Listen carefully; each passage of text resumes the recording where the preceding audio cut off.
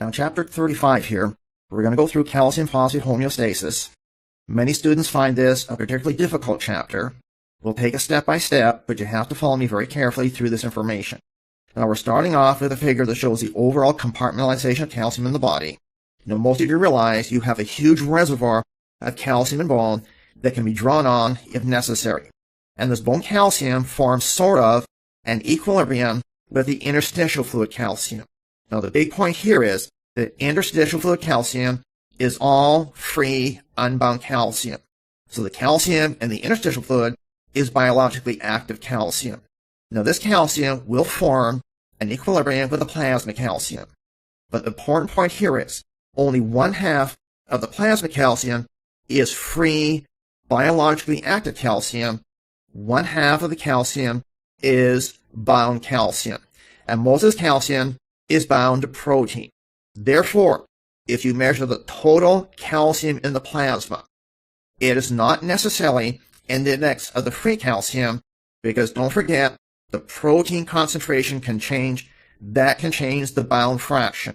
So the total calcium in the plasma is not necessarily a good index of the free calcium, because the bound calcium can change. Now, a standard question in step 1 is, if you measure the total calcium in the plasma and you find it to be below the normal range, but the individual does not show signs of hypocalcemia, what is the next parameter you look at or measure? And of course, the answer is protein. If you measure the total calcium in the plasma, you're also supposed to measure the protein concentration. You plug those into an equation, and it estimates the free biologically active calcium. Now, the good news is we now have a calcium electrode. And if you use a calcium electrode, you are measuring the free calcium directly in the plasma. Now, in addition here, the amount of calcium bound to the protein can change. More specifically, if you have an acid-base problem, that can affect the bound and free calcium. For example, if you have an acidosis, then you have an increase in the hydrogen ion concentration of the plasma.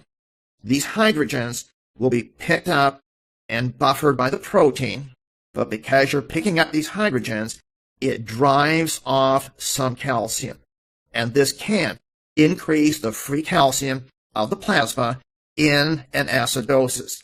Now, the slight hypercalcemia generally does not cause symptoms in the patient. More importantly, if we have an alkalosis, you have a decrease in the hydrogen concentration of the plasma. As a consequence, this pulls hydrogens off the protein, and because you pull the hydrogens off the protein, then that will cause more calcium to be bound to the protein, and that can cause a decrease in plasma calcium, and a decrease in plasma calcium can cause symptoms of hypocalcemia, which is muscular tetany. So the bottom line is, if you have an acid-base disorder, it can affect the equilibrium between the free calcium and the bound calcium. In an acidosis, you drive off calcium from the protein, causing a rise in free calcium, but the patient generally does not have symptoms of the hypercalcemia.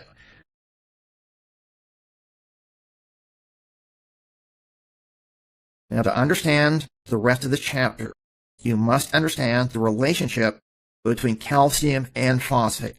Now, whether calcium phosphate precipitates from solution, and that is equivalent to bone deposition, or whether the precipitated salts go into solution, which is equivalent to bone resorption, depends not on their individual concentrations, but depends on the product of their concentrations. You always have to be thinking about the calcium concentration times the phosphate concentration. Now, when this product is below some theoretical number, and we don't care what that number is, we don't care that that number is often referred to as a solubility product, you just have to remember, when calcium times phosphate goes below some theoretical number, the calcium phosphate salts go into solution, and when the calcium times phosphate is above this theoretical number, calcium phosphate precipitates from solution. So you're always thinking about the calcium concentration times the phosphate concentration. Now, we're going to manipulate the system a little bit and draw a conclusion. Suppose we infuse phosphate into an individual. If we infuse phosphate, we raise the plasma phosphate. As a consequence, calcium times phosphate increases. We're more likely to exceed that theoretical number. If we do that, calcium phosphate begins to precipitate from solution, and that would cause a decrease in free calcium. Now, as long as this phosphate remains elevated, intrinsic mechanisms have a difficult time in returning that free calcium towards normal. Now, suppose we do something different here. Suppose we allow the kidney to dump a lot of phosphate in the urine. As a consequence, the plasma phosphate goes down. Now, if the plasma phosphate goes down, that promotes bone resorption, or the calcium phosphate salts go into solution. This raises the free calcium by simply dumping phosphate in the urine and lowering plasma phosphate. That raises free calcium then. Now, what do we precisely control here? We do not precisely control the plasma phosphate. That is not important. But we do have to precisely control the plasma calcium. Therefore, the generalization is we allow the plasma phosphate to change in order to regulate the free calcium. And the plasma phosphate is mainly determined by the renal handling of phosphate. If the kidney retains more phosphate, plasma phosphate goes up. On the other hand, if the kidney dumps a lot of phosphate in the urine, plasma phosphate goes down. If you're trying to think through a particular situation in terms of what happens to plasma phosphate, you ask yourself what is going on in the kidney. If the kidney is retaining phosphate, plasma phosphate increases. If the kidney is dumping lots of phosphate in the urine, plasma phosphate goes down.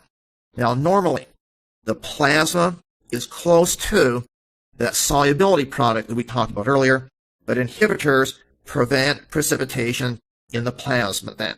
Now, in terms of control here, as we said, what is required to control is the free calcium, not the plasma phosphate. And most texts will say the main control of plasma calcium is via parathyroid hormone. Now, things are changing a little bit here.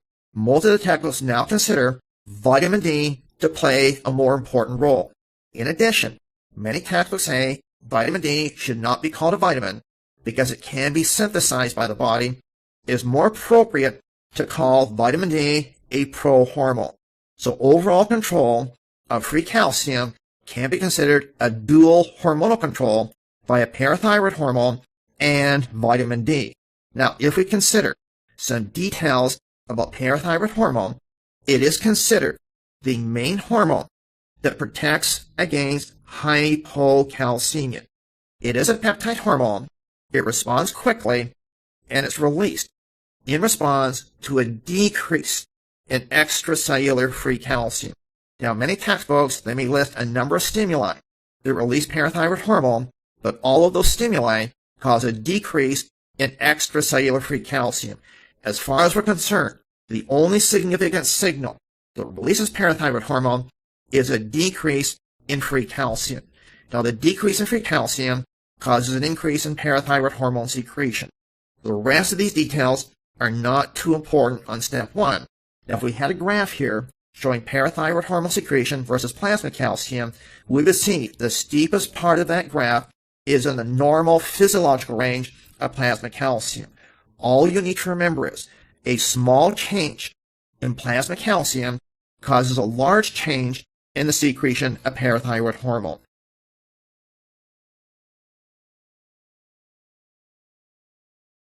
This page summarizes the important aspects of vitamin D. Now, first of all, vitamin D can be synthesized in the skin under the influence of ultraviolet light, but it can also be taken in as a dietary supplement. It doesn't matter whether you take in vitamin D2 or vitamin D3, they both act exactly the same. Now, vitamin D is a lipid-soluble substance. It can be stored in adipose tissue for a prolonged period of time, but eventually it is delivered to the liver. And what you have to memorize is, in the liver, under the influence of 25-hydroxylase, you convert the vitamin D into the 25-hydroxy form. This is re-released into the circulation. It's a lipid-soluble substance. It circulates attached to protein. But step 1 will test this as the main circulating form of vitamin D. If you take a plasma sample and you measure vitamin D, you're measuring the 25-hydroxy form. But this form has no significant biological activity. It is eventually delivered to the kidney. It is activated by 1-alpha-hydroxylase. You simply remember that 1-alpha-hydroxylase in the kidney converts the 25-hydroxy form into the 1,25-dihydroxy form. This form is the active form of vitamin D. The 1,25-dihydroxy form is the hormonal form of vitamin D. Now, in terms of control of this conversion, be very careful here. If a person has chronic renal failure, they may not have 1-alpha-hydroxylase activity. They may not be able to activate vitamin D. So in chronic renal disease, they still have vitamin D. They still have the circulating form, the 25-hydroxy form. They simply cannot activate that circulating form. Therefore, you cannot solve the problem by giving that person vitamin D. Vitamin D is not the problem. It's the activation of vitamin D which is the problem. Now, in terms of the activity of this enzyme, they probably will not test that this enzyme is inhibited by phosphate. But that's worth mentioning. What they'll probably test is it is activated by parathyroid hormone. So you have to remember parathyroid hormone acting on the kidney activates vitamin D. It produces the hormonal form and re-releases it into the circulation. If we consider the physiological actions of vitamin D, under normal conditions, the main action of vitamin D is to increase the absorption of calcium and phosphate from the small intestine. It greatly increases calcium absorption from the small intestine. That raises plasma calcium. It slightly increases the absorption of phosphate, so it slightly increases the plasma level of phosphate. The bottom line is, under normal physiological conditions, because vitamin D increases the absorption of calcium and phosphate from the gut, it raises plasma calcium, it raises plasma phosphate. This means it increases the product of calcium times phosphate. You're more likely to exceed that solubility product. That promotes bone deposition. What you need to accept is, under normal physiological conditions, because the main action of vitamin D is on the absorption of calcium and phosphate from the small intestine, it promotes bone deposition. So under normal physiological conditions, vitamin D promotes bone deposition.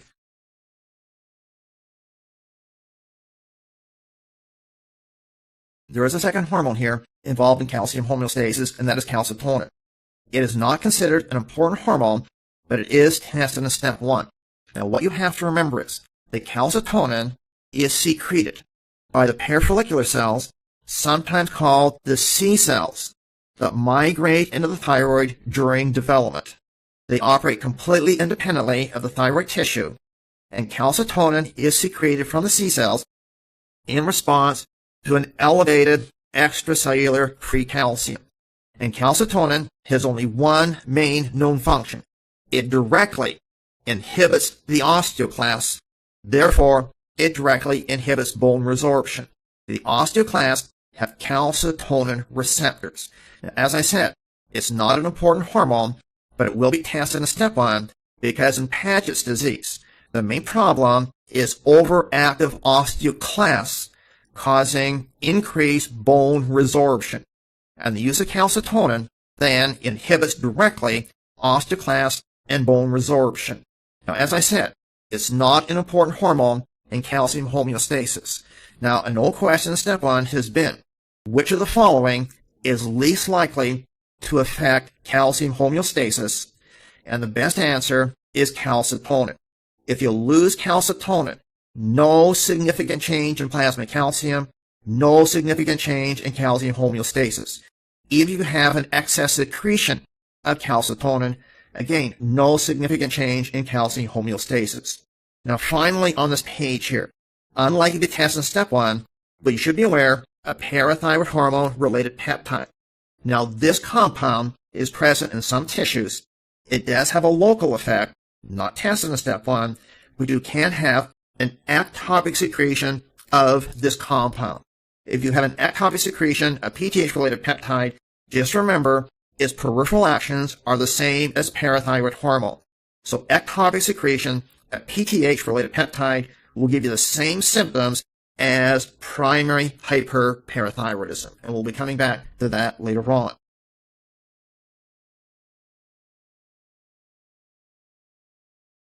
Now, we do have to say a few things about bone physiology.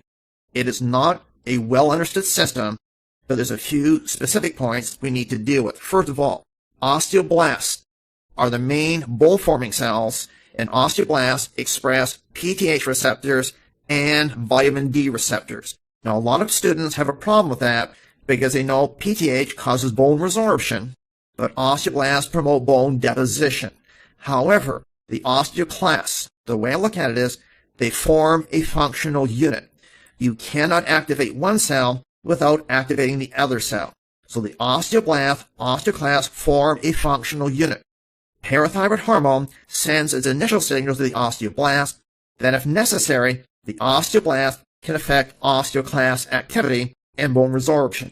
In addition, parathyroid hormone acting through osteoblasts increases the formation of osteoclasts.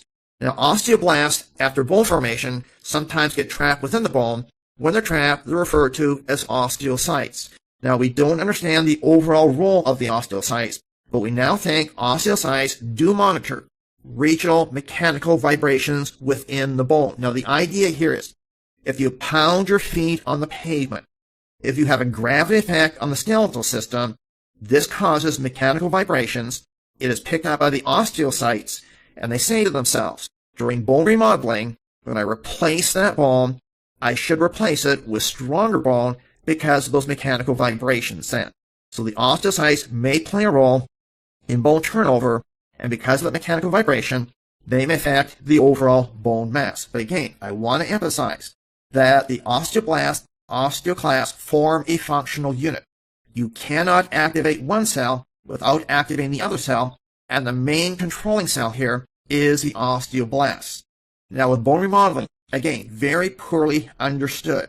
Bone remodeling is always going on in the individual, and most of you know the bone mass peaks early in the life of the individual and then continuously declines, usually after the 20s. But this decline is accelerated in women, particularly after menopause. Now, this is the important point here. Weight-bearing stress on bone can somewhat mitigate the decline. If you're a sedentary individual, you will have a slow decline in your bone mass as you age. But training involving mechanical vibration, running, jogging, pounding your feet on the pavement is known to have a positive effect on bone mass. We now know that young women that routinely jog, pounding their feet on the pavement, can significantly increase their bone mass. But this is not applied to bicycling or swimming because you don't get that gravity effect on the skeletal system. In addition, you also have to accept, if you remove the gravity effect on the skeletal system, if you're a sedentary individual, if you have a bedridden episode, just accept your bones slowly dissolve with time and you lose bone mass. Now, in terms of remodeling then, bone remodeling is a two-step process. The first step involves the osteoclasts that move in and resorb a small amount of bone. They form a small pit in the bone. This is followed by the osteoblasts that move in and redeposit the bone. Therefore, there has to be coordination between the osteoclast and the osteoblast for this to be a smooth process. Therefore, again, they form a functional unit. They have to be communicating back and forth, and the osteoclast-osteoblast activity must be coordinated. Now, an index of excessive bone remodeling or excessive bone resorption is plasma alkaline phosphatase activity. This is an enzyme released by the osteoblast that leaks into the circulation, and it's an index of both excessive bone turnover and excessive bone loss from the individual. As I said, you can't activate one cell without activating the other cell. Now, clinically, plasma alkaline phosphatase is often measured. It's an enzyme released from the osteoblasts, but is considered an index of both excessive bone turnover or excessive bone loss. Whether you have an increase in turnover or excessive loss of bone, you activate both the osteoblast and osteoclast. So we just choose to measure an index of osteoblast activity as an index of both processes.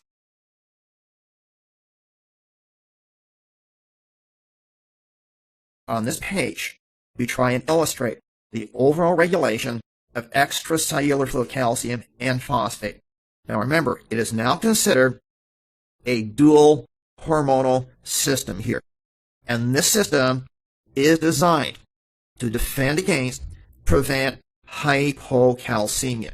So a decrease in extracellular calcium activates this entire system, and the job of the system is to raise plasma calcium. This whole system is illustrated in the center part of this page. The stimulus that activates the system is a decrease in extracellular calcium. This increases parathyroid hormone secretion, and the job of PTH is to raise plasma calcium. It does this with fast actions and slow actions. Now, the fastest actions of parathyroid hormone are those on the kidney. First of all, parathyroid hormone increases calcium reabsorption, specifically in the distal tubule of the kidney. This is probably the only hormone they'll test in step 1 that acts mainly on the distal tubule rather than the collecting duct. So increased reabsorption in the distal tubule would tend to raise plasma calcium. In addition, parathyroid hormone decreases the reabsorption of phosphate in the proximal tubule. Again, this is probably the only hormone they'll test in step 1 that acts on the proximal tubule. The way I look at it is, you dump phosphate in the urine, and because you dump phosphate in the urine, this lowers plasma phosphate. And remember, it is the renal handling of phosphate that determines the plasma level of phosphate. Another fairly fast action of parathyroid hormone is on bone. And this involves parathyroid hormone pumping calcium from a thin layer of extracellular fluid surrounding that bone into the general extracellular fluid. And this fluid surrounding the bone is separated from the general extracellular fluid by a layer of lining cells. Now, parathyroid hormone acting on these lining cells cause the cells to pump calcium from the fluid surrounding the bone into the general extracellular compartment. And the concentration of calcium phosphate in this fluid here is almost a saturated solution.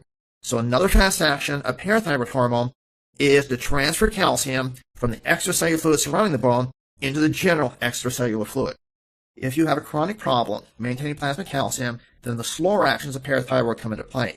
One slower action of parathyroid hormone is to activate osteoclast, increase bone resorption to maintain plasma calcium within a narrow range. Now, generalization is that plasma calcium takes priority over bone calcium. If you have a chronic problem maintaining plasma calcium, you resorb whatever bone is necessary to maintain that plasma calcium close to the normal level. Now, when you resorb calcium from bone, you also mobilize phosphate, but don't forget, this does not affect the plasma phosphate because the plasma phosphate is determined by the renal handling of phosphate. Another slowing action of parathyroid hormone is to activate vitamin D, and vitamin D increases the reabsorption of calcium from the gut and slightly increases the plasma phosphate.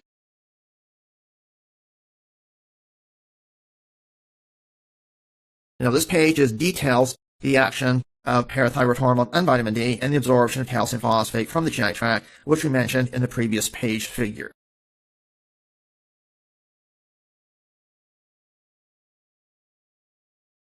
Now, with the pathophysiology, there are 6 disorders that are likely to test in step 1.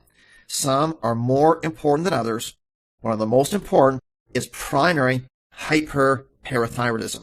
So you memorize the origin of this disorder and you think through all the consequences. What you memorize is, this disorder is almost always caused by a benign adenoma of the parathyroids that is secreting PTH. Therefore, the origin of the problem is an increase in PTH secretion. Now, if we think through the consequences, no matter how you think through this, you always come to the conclusion you'd have an increase in plasma calcium. For example, you would say to yourself, PTH increases the reabsorption of calcium by the kidney. That raises the plasma calcium. PTH increases bone resorption. That also increases plasma calcium. PTH activates vitamin D, increases calcium absorption in the GI tract. So all of those actions raise plasma calcium. Now, if we consider what happens to plasma phosphate, if you remember what I said earlier, plasma phosphate depends upon the renal handling of phosphate. Therefore, because PTH goes up, you dump more phosphate in the urine. Therefore, the plasma phosphate goes down.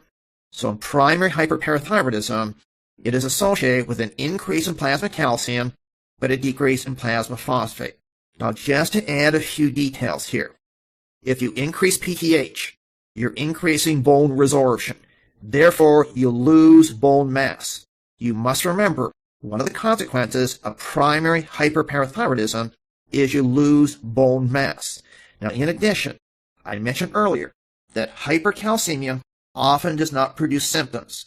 So patients with primary hyperparathyroidism do not necessarily have any symptoms of hypercalcemia. This is often discovered when you measure the electrolyte profile of the individual and you see an elevated calcium. If you have the electrolyte profile and you see an elevated calcium, what is the next thing you're always supposed to measure? PTH. Because the main cause of hypercalcemia is primary hyperparathyroidism. Now finally here, you might think that because PTH increases the reabsorption of calcium by the kidney, you decrease the renal excretion of calcium. That is not the case. Because the plasma calcium increases, you increase the filtered load of calcium. So even though you increase the reabsorption of calcium by the kidney, lots of calcium is lost in the urine. Now the second disorder to consider is primary hypoparathyroidism. Now the problem here is inadequate PTH secretion. Now on previous exams in step 1, they have asked, what is the main cause of primary hypoparathyroidism? And the answer was thyroid surgery. It was the inadvertent removal of the parathyroids when you remove the thyroid. But that is not the best answer anymore. The best answer is just general surgery of the neck then. Quite often, if you're working near the parathyroids then, you accidentally remove the parathyroids during neck surgery. Now, if we think through the consequences then, if you lose the parathyroids then, you'll get a decrease in PTH secretion. Now, because PTH goes down, no matter how you think about it then, you get a decrease in plasma calcium. Now, for phosphate again, you ask yourself what is going on in the kidney, and because PTH goes down, you reabsorb too much phosphate, therefore you get an increase in plasma phosphate. So in primary hypoparathyroidism then, it's characterized by a decrease in plasma calcium, but an increase in plasma phosphate. Now the symptom of hypocalcemia is muscular tetany. Now this is not a muscle problem, it's actually a nerve problem. We don't understand why, but hypocalcemia increases the excitability of motor neurons. Now one test for hypocalcemia is tapping the facial nerve. If you tap the facial nerve, the muscles of the jaw contract. Now a more sensitive index is Trousseau sign. They'll probably test if you inflate a pressure cuff to determine blood pressure, then the pressure cuff stimulates the motor neurons and causes the muscles of the hand to contract. That is Trousseau sign. That's what they're likely to test on step 1. The third disorder is pseudo-hypoparathyroidism. You just remember this is tissue resistance to PTH. It does cause some physical changes in the individual, but our focus are the hormonal changes. Now, tissue resistance means you have an increase in the plasma level of hormone, but you don't see the peripheral effects of the increased hormone. Therefore, in this disorder, you expect increased PTH secretion, but because you don't see the peripheral effects of PTH, you expect to see a decrease in plasma calcium, but an increase in plasma phosphate. And giving injection of PTH does not return calcium back towards normal.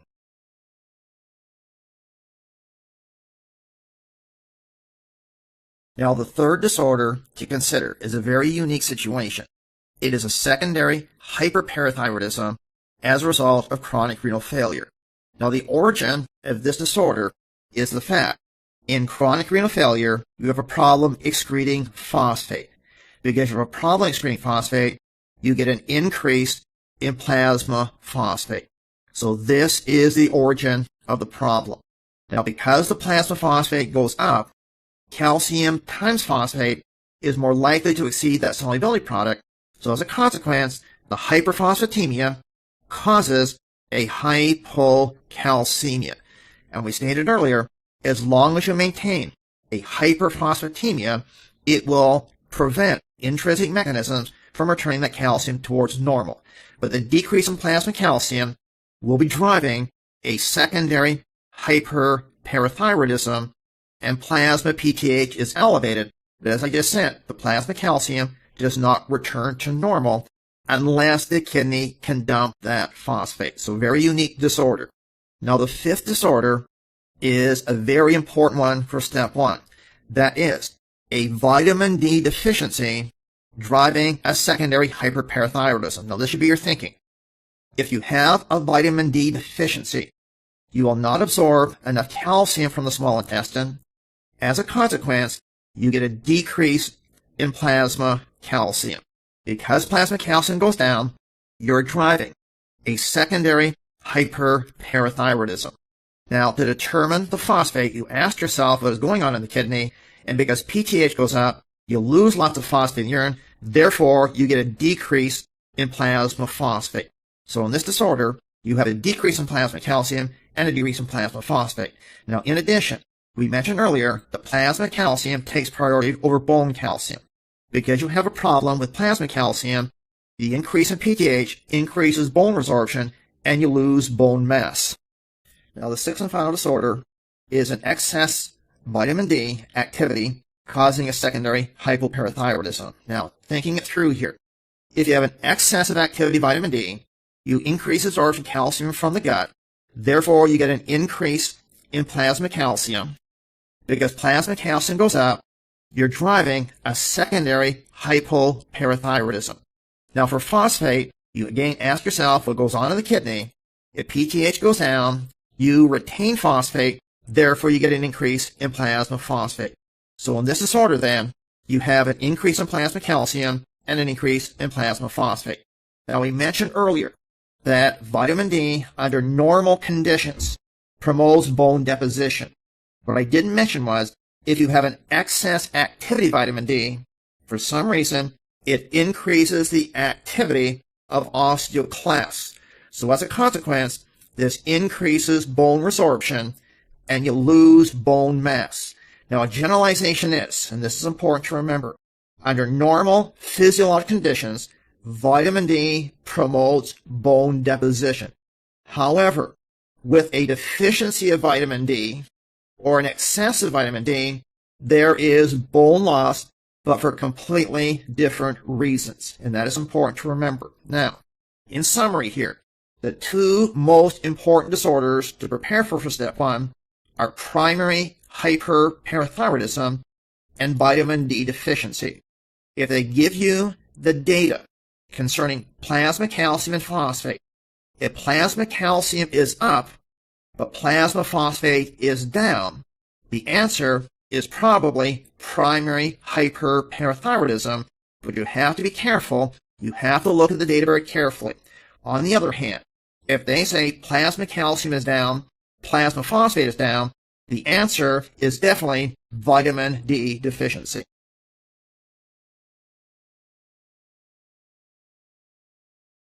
Now on this page, we summarize hypercalcemic and hypocalcemic states. Now in terms of the hypercalcemic states, we've gone through primary hyperparathyroidism, and we said this is a very important disorder for step 1. We went through vitamin D intoxication. We did not mention that thyrotoxicosis does cause a mild hypercalcemia and a suppression of PTH. And immobilization, we did say that you tend to lose bone mass. Now just to add some details here to make it a little bit more complete, if you remove the gravity effect from the skeletal system, we said your bones slowly dissolve with time. As a consequence, this raises plasma calcium slightly, and because the plasma calcium goes up, it decreases PTH. Now, if you consider what goes on in the kidney here with calcium, because the plasma calcium goes up, then the filtered load of calcium increases. And because PTH goes down, reabsorption decreases. If you increase the filtered load of calcium and decrease the reabsorption, you lose lots of calcium in the urine. The generalization is, if you're on bed rest for a significant period of time, it's very easy to lose that bone mass, but it's very difficult to regain that bone mass. Now, the hypocalcemic states, we've gone through all the disorders. The most important is vitamin D deficiency. We went through primary hyperparathyroidism.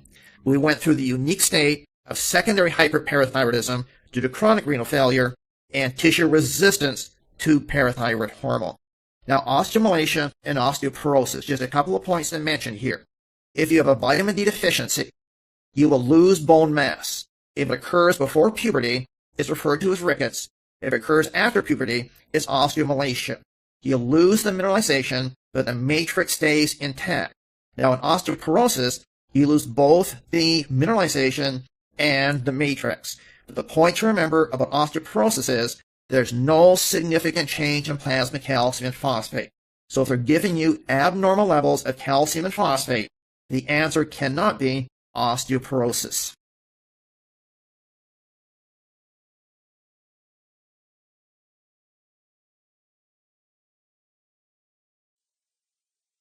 Now, in Chapter 35, we went through calcium-phosphate homeostasis, and we began by emphasizing, and you should have looked at this in detail, the relationship between calcium phosphate as a product of their concentrations.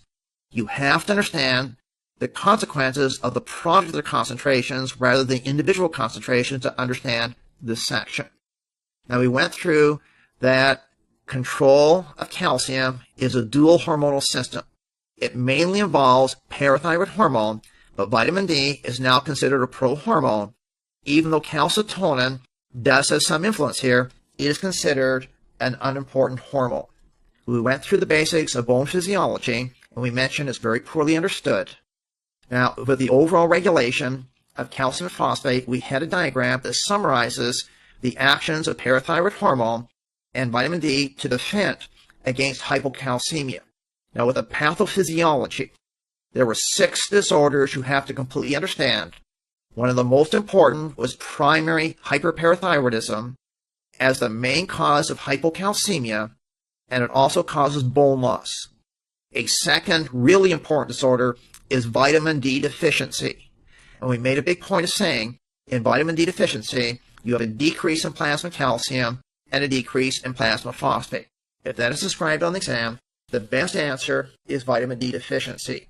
Now, other disorders included primary hypoparathyroidism, which is reasonably important, renal failure causing a secondary hyperparathyroidism, very unique disorder. The unimportant ones would be vitamin D intoxication and tissue resistance to parathyroid hormone.